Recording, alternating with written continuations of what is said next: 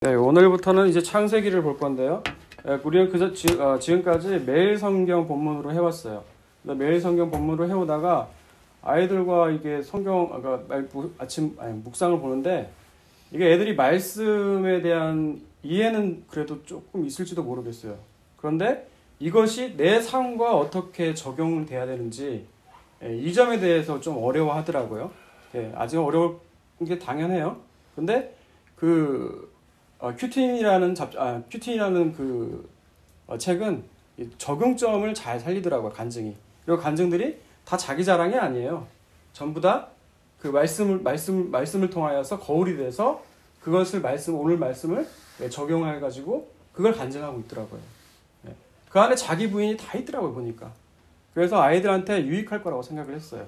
그리고 한 일주일 됐죠, 이제? 일주일 됐는데 제가 애들 큐티책이 궁금해서 몰래 봤거든요. 근데 애들이 생각보다 잘하더라고요. 생각보다 너무 잘해요. 내용은 얘기 안 할게요. 네. 여러분의 프라이버시가 있으니까 얘기 안 할게요. 근데 진짜 깜짝 놀랐어요. 네. 확실히 그래서 이 큐티인으로 바꿔서 그런 건지 아니죠. 하나님의 은혜가 임했기 때문에 그런 것이죠. 그죠? 네. 그런 줄을 믿습니다. 오늘부터 이제 창세기를 볼 건데요. 이게 창세기를 처음부터 보면 좋은데 이게 17장부터 끊어져 있더라고요. 그래서 아브라함 오늘 본문을 보기에 앞서서 아브라함의 어떻게 그동안 그 인생이 어떻게 흘러왔는지를 먼저 보면 오늘 본문이 더 쉽게 와닿을 거라고 생각을 합니다. 그래서 우리 창세기 여러분 12장을 펴세요. 시간이 좀 걸릴 수도 있는데 말씀을 봅시다. 왜 아브라함을 보냐면요. 하나님이 아브라함을 통해서 믿음을 주시거든요. 그를 통해서 우리의 믿음의 조상이 되게 하세요. 조상이 된다는 것은 그가 어떻게 처음으로 하나님께서 한 사람 아브라함을 불러내서 믿음을 주시는지를 볼 수가 있다는 거예요. 12장에서 하나님은 아브라함을 부르시죠. 그죠? 그리고 그 아브라함에게 약속을 하세요. 땅과 자손에 대해서 약속을 하세요. 근데 첫 번째가 더 중요한 것은 2절이에요. 2절. 그게 뭐냐? 2절 말씀 읽어볼까요? 12장 2절. 내가 너로 큰 민족을 이루고 내게 복을 주어 내 이름을 창대하게 하리니 너는 복이 될지라. 네, 중요한 것은 뭐냐? 땅과 자손이 아니에요. 사실. 그 복은 뭐냐? 너는 그냥 복 그 자체가 될 거라는 거예요. 우리는 땅과 자손, 우와 많다. 이게 여러분 복이라고 생각하잖아요. 그죠? 근데 그게 아니라는 거예요. 네가 존재 자체를 하나님께서 너를 복이라고 바꿔주시겠다는 거예요. 여러분 그게 그리스도인이에요. 그게 성도예요. 그래서 아브라함이 가는 곳이 가나안 땅이 구별된 땅이어서 복받은 땅이 아니에요. 아브라함 자체가 복받은 자이기 때문에 복 자체이기 때문에 그가 가는 곳이 복된 땅이 되는 거예요. 우리 성도가 그래요. 우리가 성도 자체가 하나님께로부터 영생, 구원의 복을 받았어요. 다른 복 아니에요. 성경에서 말하는 복은 물질의 복이 아니에요. 무슨 복이에요? 구원, 예수 그리스도 영생의 복이에요. 다른 복 없어요. 다른 물질이나 이런 것들은요. 하나님 필요하시면 그 사람을 통해서 흘려보내시기 위해서 주시는 것이지 그거 가지고 부자 되라고 너 이 땅 가운데서 평안히 먹고 살라고 주시는 게 아니라는 거예요. 아시겠죠? 네. 하나님은 아브라함을 부르셔서 이렇게 복 자체로 바꿔주시는 거예요. 그리고 하나님은 이제부터 아브라함과 믿음을 주시기 위해서 믿음의 여정을 시작하는 거예요. 이제 출발하는 거예요.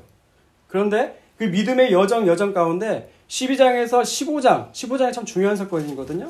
15장에서 아브라함과 그것을 약속으로 맺어요. 그게 언약이에요, 언약. 그런데 그 언약을 맺기까지 그 과정을 보면 12장에서 15장 가기까지 13장과 14장에 보면 두 가지 사건이 아브라함 인생에 펼쳐져요. 그게 뭐냐면 바로 가나안 땅으로 내려갔더니 기근이 들어요. 그래서 애굽으로 내려가서 어떤 일을 당하죠? 자기 아내 사례를 왕에게 빼앗겨요. 아니 하나님 믿으면 좋은 일이 벌어질 줄 알았더니 어떤 일이 벌어져요? 자기 아내를 빼앗기는 일이 벌어져요. 근데 이때 아브라함이 뭘 했을까요? 상상을 하세요. 책에는 없지만 성경에는 없지만 아마 하나님께 기도했을 거예요. 그 결과로 어떻게 되죠? 이방인의 객에 불과한 아브라함이 바로 왕에게서 하나님께서 바로 왕을 치심으로 그 아내를 다시 되찾아오는 거예요. 그리고 또 어떤 일이 벌어지죠? 또 한 사건은 소돔과 고모라를 택한 롯이 소돔과 고모라 땅이 침범해요. 4명의 왕들이 연합해서 침범에 들어와서 롯과 그 재물과 모든 사람들을 다 포로로 잡아가요. 저 같았으면 아마 그 괘씸해서 그냥 구하지 않았을 수도 있었을 것 같아요. 네, 근데 아브라함은 어떠죠? 아브라함은 자기의 가신들을 데리고 318명이에요. 그 숫자를 데리고 4명이 연합한 왕들을 향해서 가서 롯을 구출해요. 여러분 이게 가능합니까? 이게 불가능한 일이잖아요. 4명의 연합한 왕들이 어떻게 그 318명이라는 숫자를 가지고 상식적으로 생각을 해보세요. 그런데 누가 하세요? 하나님이 하신다는 것을 아브라함 인생 가운데 경험하게 되는 거예요. 그래서 15장에 가니까 아브라함이 믿었다고 나오죠. 예, 물론 믿은 것은 하나님이 약속을 믿었다는 것인데 이러한 경험들이 쌓여져서 아브라함은 하나님을 이제 믿었다는 거예요. 예, 그리고 그것을 하나님은 의로 여기셨다는 거예요. 예, 그게 아브라함의 인생이에요. 15장에. 그런데 아브라함이 15장에서 중요한 질문을 던져요. 하나님 땅과 자손 주시겠다고 했는데 예전에 13장에서도 주시겠다고 하셨잖아요. 근데 내가 이걸 어떻게 믿어요? 이렇게 요구한 거예요. 예, 여러분 하나님 약속이 안 믿겨지면 우리 하나님 아직 안 만난 우리 자녀들은 물어봐요. 하나님 내가 하나님 이루어질 것을 하나님 어떻게 믿을 수가 있어요? 아브라함처럼 질문하는 거예요. 그럼 하나님 말씀하세요. 믿음을 주시기 위해서. 그럼 하나님 뭐라고 말씀하셨죠? 하나님이 내가 너와 그래서 약속 언약을 세우겠다는 거예요. 재물을 갖고 오라는 거예요. 그 재물을 가지고 반으로 쪼개라는 거예요. 이것은 고대 근동 그때 당시에 풍습이었어요. 널리 행해지던 거였어요. 예전에도 얘기한 적 있을 거예요. 그 쪼개는 건다 재물을 쪼갠다는 것은 무엇이냐? 내가 약속을 지키지 못하면 이 재물처럼 내가 쪼개질 거라는 거예요. 그러니까 하나님이 약속 못 지키면 어떻게 했다고요? 하나님 자신 죽겠다는 거예요. 여러분 놀랍지 않습니까 이게? 근데 누구나 원래 양 당사자가 그 쪼갠 재물 사이로 건너가야 되거든요. 근데 하나님은 건너가요. 근데 누구는 건너가지 않을까요? 아브라함에게 건너갈 걸 요구하지 않으세요, 하나님. 이게 아브라함의 언약이에요. 일방적인 하나님의 은혜의 언약인 거예요. 내가 너를 믿음의 조상, 내가 믿음으로 내가 그 약속을 지키겠다는 거예요. 하나님 목숨을 걸고. 이게 아브라함의 언약이에요. 그 언약이 나중에 누구로 오셨죠?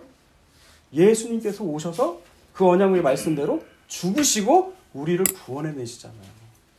결국 이루어진 자리가 바로 예수 그리스도의 십자가라는 거예요. 그런데 이 언약을 한 지 이제 16장을 넘어가면 세월이 흘러요. 얼마간의 세월이 흐르냐? 10년 후가 돼요. 10년 후.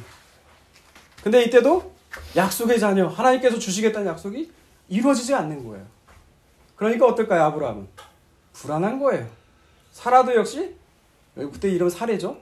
사례도 역시, 이거 될까? 이거 어떻게 말이 안 되잖아. 나이가 이미 90세가 넘었는데, 내가 나이가 90세인데, 어떻게 이게 낫겠어? 라는 거예요. 그리고 아브라함에게 이제 얘기를 하는 거죠. 하나님이 약속의 하나님이 자녀를 주시겠다고 했지, 나에게서 주겠다고 말씀한 적 없지 않느냐. 그러니까 하갈이 있으니까 하갈과 동침해서 낳으라는 거예요. 그래서 아브라함이 어떻게 하죠? 그 하갈과 동침해서 낳은 자녀가 바로 이스마엘인 거예요. 오늘 17장은요, 그 이후의 이야기예요. 17장, 이제 오늘 본문 봅시다. 17장 1절을 읽어주세요. 아브라함이 99세 때 여호와께서 아브라함에게 나타나서 그에게 이르시되 나는 전능한 하나님이라 너는 내 앞에서 행하여 완전하라. 네, 아멘. 하나님이 아브라함에게 99세 때 나타나세요. 16장 16절을 보니까 아브라함이 이스마엘을 낳을 때 나이가 몇 세였다고요? 86세였다는 거예요. 그러니까 지금 16장과 17장 사이의 간격은 13년의 세월이 흐른 뒤였어요. 13년 동안 하나님께서 아브라함에게 나타나지 않으셨다는 거예요. 아브라함에게 말씀하지 않으셨다는 거예요.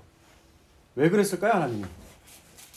그것은 바로 힌트를 얻을 수가 있는 게 바로 그 아브라함에게 나타나셔서 하신 말씀이에요. 그 부분을 다시 읽어볼게요. 나는 전능한 하나님이라 너는 내 앞에서 행하여 완전하라. 여러분 이 말이 무슨 의미일까요? 나는 전능한 하나님이다.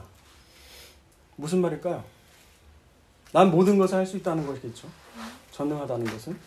이 전능하다는 뜻이요. 히브리어로 엘샤다이예요. 다들 아시겠지만. 엘은 하나님이고요. 이 샤다이라는 말은 무슨 뜻일까요?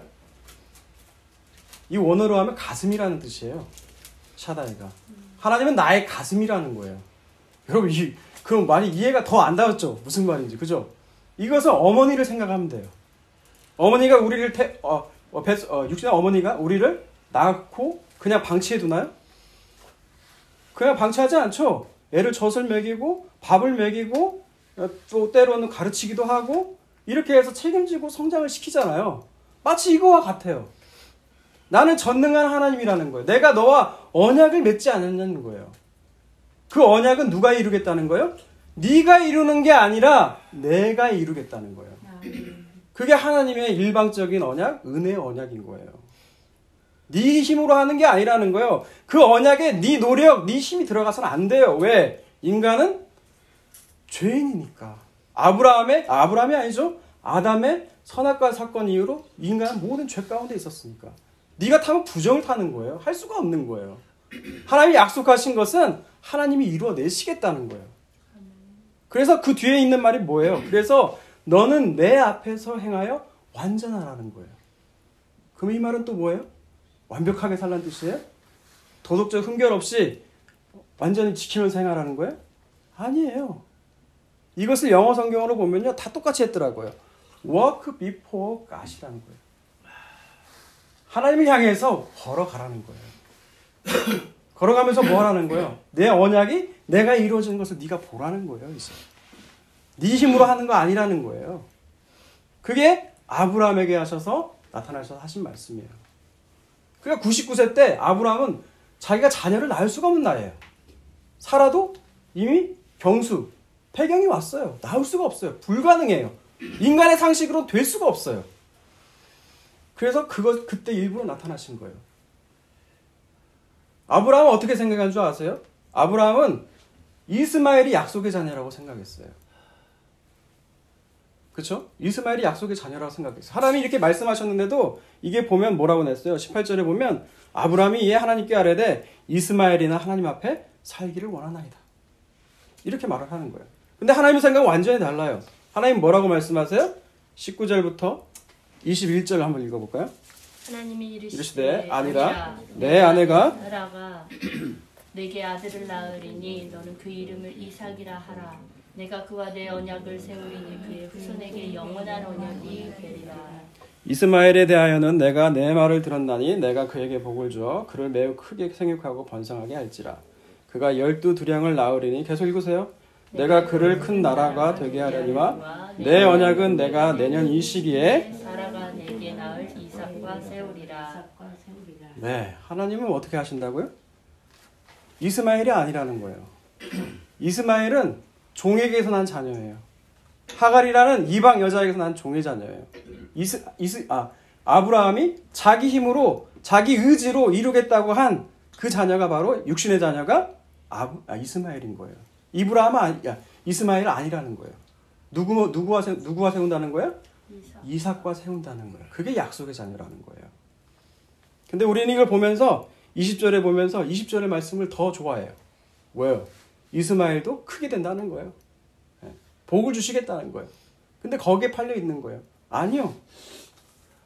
아브라함의 씨에서 나왔기 때문에 복을 주시는 거예요, 사실. 근데 그게 참된 복이 아니라고 했죠. 참된 복은 뭐예요? 하나님의 약속의 자녀가 참된 복을 받는 거예요. 언약 안에 들어올 수밖에 없다는 거예요. 하나님이 이렇게 말씀하시고요. 또 무슨 일을 행하시냐? 이름을 바꾸세요. 그죠? 아브라함을 아브라함으로. 아브라함은 무슨 뜻이에요? 아브라함은 높으신 아버지란 뜻이에요. 근데 아브라함은 열국의 아버지. 그리고 사라의 이름도 바꾸죠. 사례하면 나의 왕비라는 뜻이에요. 사라하면요 열국의 어머니라는 뜻이에요. 네, 이 말씀을 하시면서 하신 이유가 뭘까요? 고대 근동 관습에는요 이름을 바꿔주게 되면 이름을 바꾼 자의 소유가 된다는 거예요. 이름을 바꿔준다는 것은 그냥 아무 의미가 없는 게 아니고 이건 내 소유라는 거예요.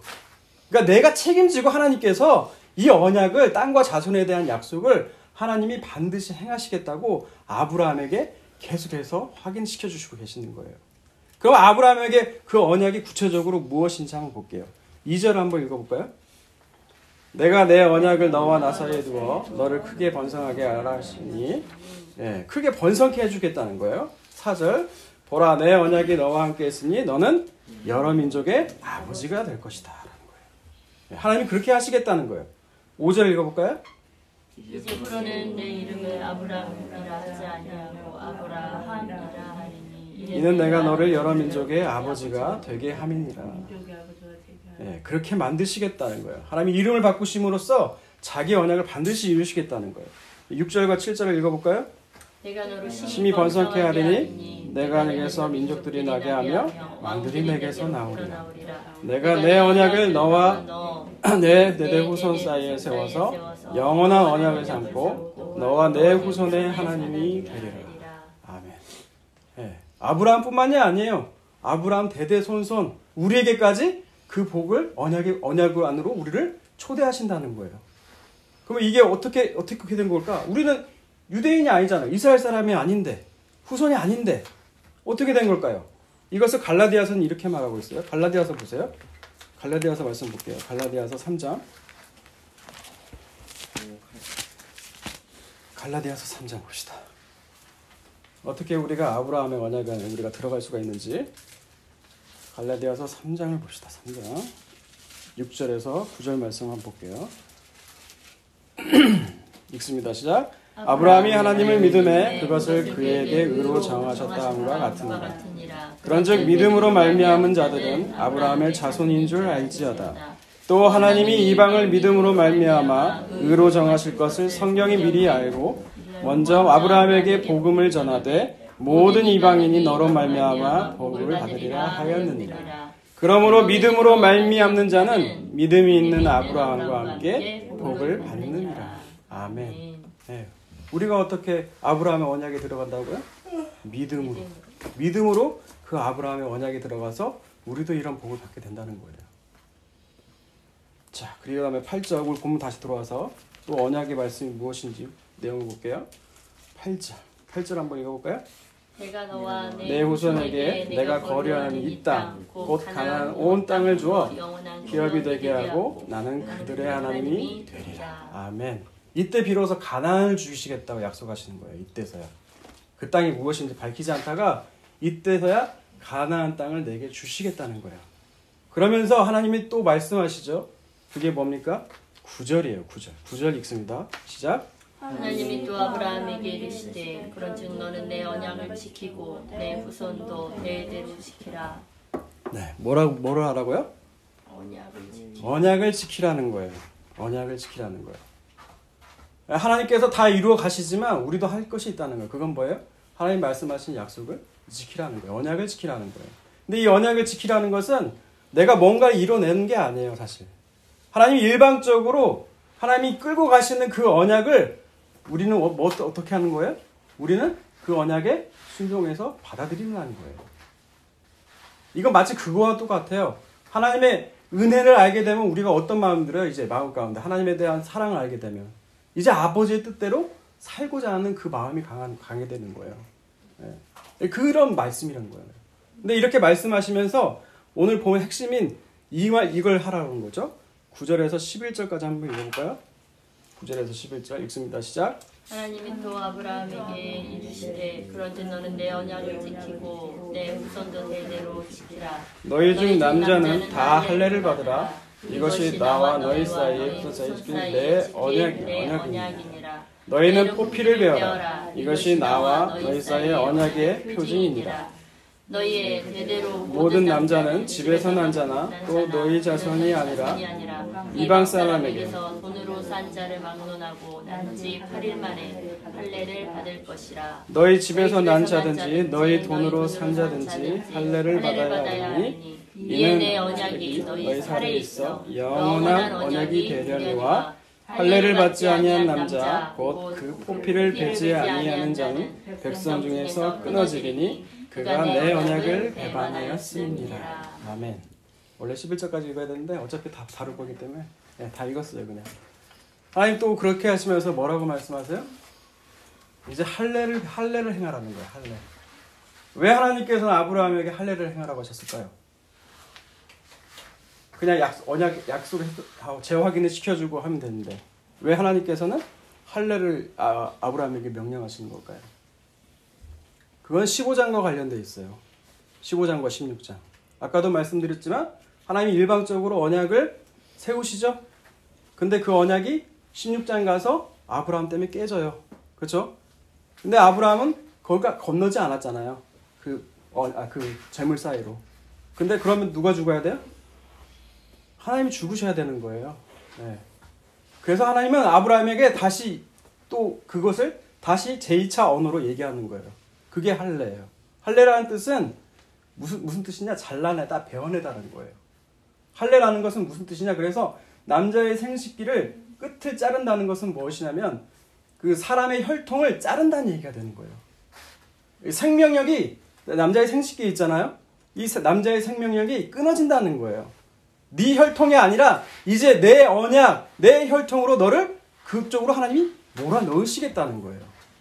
여러분 그게 할례예요. 그게 할례. 여러분 표정 보니까 뭔 말인지 이러시는데 하나님께서 그 언약은요. 하나님께서 이루어내시겠다는 거예요. 근데 아브라함이 그걸 잘 못 믿어요. 그래서 하나님은 아브라함에게 네 몸에다 새기시는 거예요. 그걸 보면서 기억하라는 거예요. 내가 반드시 이것을 이루시겠다는 거예요. 그게. 그런데 사람들은 어떻게 생각을 해요? 그 몸의 할례, 그 할례가 중요한 거라고 생각을 해요. 그 참뜻은 모르고 그냥 겉의 모양을 중요시한다는 거예요. 나중에 신약에 가면 사도행전에서도 그렇지만 예수님을 믿고 나서도 뭐를 해야 된다고 해요? 할례를 행해야 구원을 얻는다고 그래요. 근데 사람들은 그 할례의 참뜻을 모르니까 그래요. 심지어 구약에서도요. 몸의 할례를 얘기하지 않아요. 모세가요. 신명기서를 보면 신명기서 한번 볼까요? 여러분 신명기서 보세요. 신명기 30장 한번 볼까요? 30장. 신명기 30장.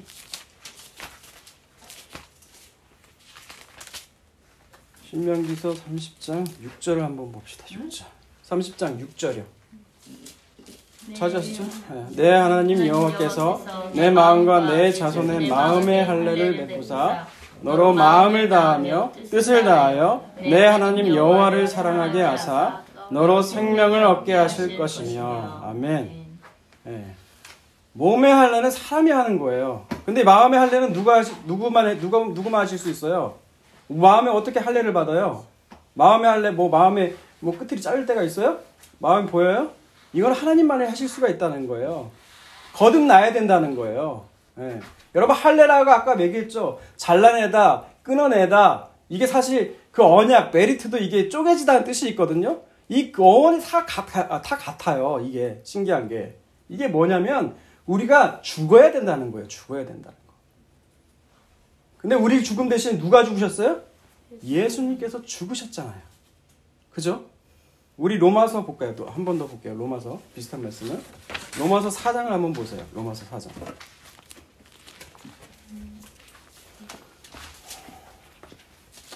로마서 4장.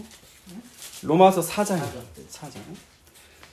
로마서 4장은 모든 인간이 다 죄 가운데 있다고 얘기를 하고 있어요. 선언을 하고 있어요. 유대인뿐만이 아니라 이방인도 모두 다 죄 가운데 있다고 했는데 3장 후반에 보면 하나님의 의가 드디어 나타났다는 거예요. 근데 그 의를 설명하기 위해서 아브라함을 소개하고 있어요. 4장에서.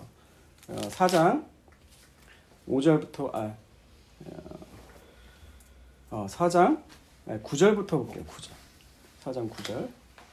그런즉 이 복이 할례자에게냐 혹은 무할례자에게도냐 무릇 우리가 말하기를 아브라함에게는 그 믿음이 의로 여겨졌다 하노라. 그런즉 그것이 어떻게 여겨졌느냐 할례시냐 무할례시냐 할례시가 아니요 무할례시니라. 그가 할례의 표를 받은 것은 무할례시의 믿음으로 된 의를 인친 것이니 이는 위에서 믿는 모든 자의 조상이 되어 그들도 의로 여기심을 얻게 하려 하심이라. 또한 할례자의 조상이 되었나니 곧 할례 받을 자에게뿐만 아니라 우리 조상 아브라함이 가졌던 믿음의 자취를 따르는 자들에게도 그러하니라. 아멘. 아브라함이 의로 여겨줄 수 있었다는 것은 의로 여김받을 수 있었다는 것은 아브라함이 믿었다는 거예요. 하나님을. 그때가 언제였어요? 할례를 받았을 때였어요? 아니었어요. 할례를 받지 않는 무할례 때 받았다는 거예요. 그러니까 할례가 그냥 하나님의 표시, 심볼, 상징, 그 표지, 그 할례를 받아야 구원을 얻고 의롭게 여긴다는 것이 아니라는 거예요. 예. 그래서 할례는 그래서 할례는 오늘날 할례는 뭐라는 거예요? 예수 그리스도를 믿음으로 말미암아 얻는 것이 바로 할례라는 거예요. 아멘.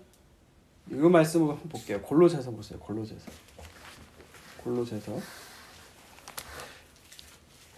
골로새서 2장 보세요. 2장 11절과 12절을 읽어볼까요? 11절과 12절. 읽습니다. 시작. 너희가 손으로 하지 아니한 할례를 받았으니 곧 육의 몸을 벗는 것이요 그리스도의 할례니라.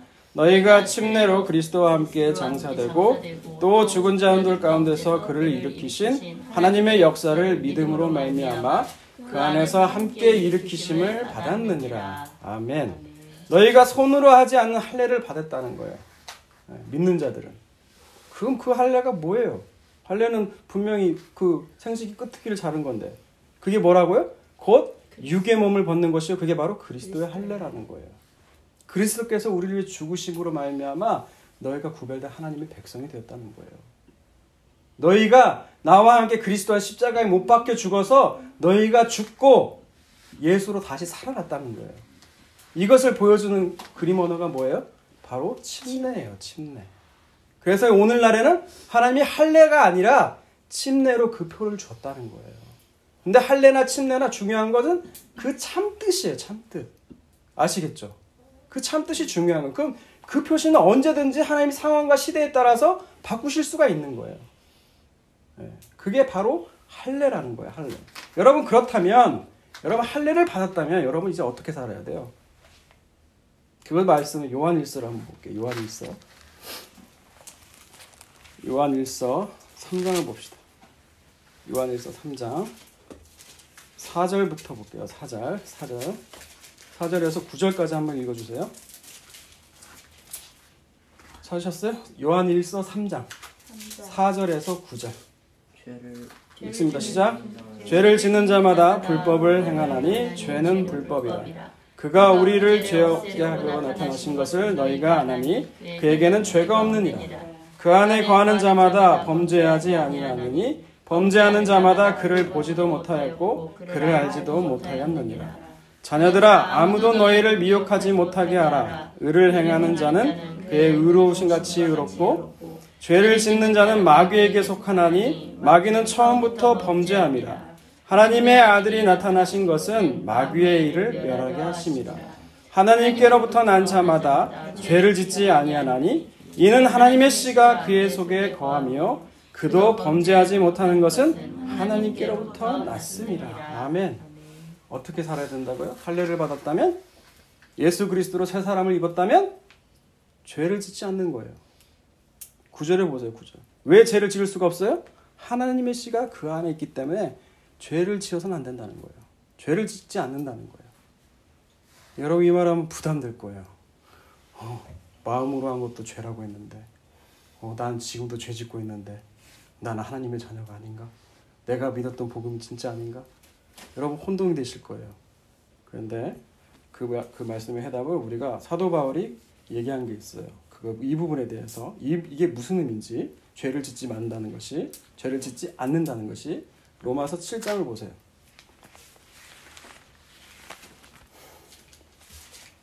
로마서 7장 14절에서 20절 한번 볼게요. 20절. 7장 14절에서 20절.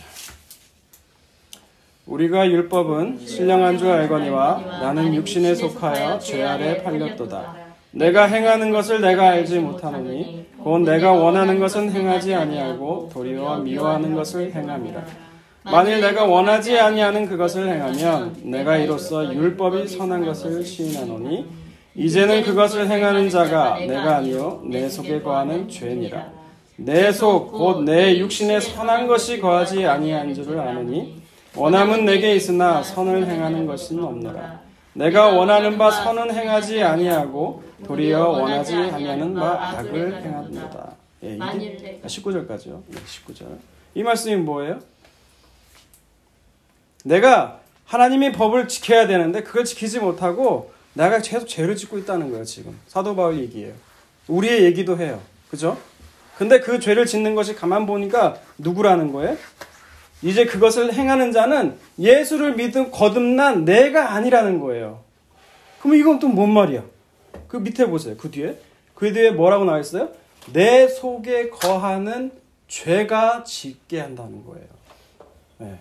이게 뭐냐? 내 육체의 몸, 옛사람의 몸, 우리 아직 새 사람 몸 안 받았잖아요. 아직 예수 그리스도께서 다시 오실 때 우리가 새 몸을 입는 거잖아요. 그 영화된 몸은 이제 죄를 짓지 않아요. 완전 죄를 짓지 않아요. 아멘? 아멘. 할렐루야. 저는 이때를 기다려요. 지금 애 몸은 죄 짓고 있어요. 근데 새 몸이 오면 더 이상 죄를 짓지 않아요. 마음으로도 죄를 짓지 않아요. 네. 근데 지금은 어떻다고요? 지금은 그 몸, 연약한 육체를 가지고 있기 때문에 죄를 지을 수밖에 없다는 거예요. 근데 하나님이 이걸 죄로 여기시지 않는다는 거예요. 놀라운 것은. 왜요?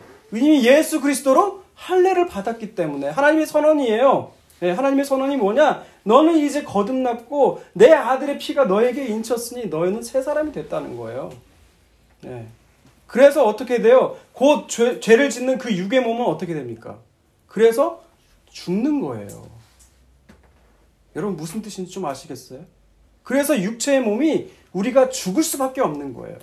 그리고 새 몸을 이제 기다리는 거죠. 아, 너무 신나요. 새 몸. 네, 빨리 새 몸 받았으면 좋겠죠. 아니에요? 네, 저만 그래요?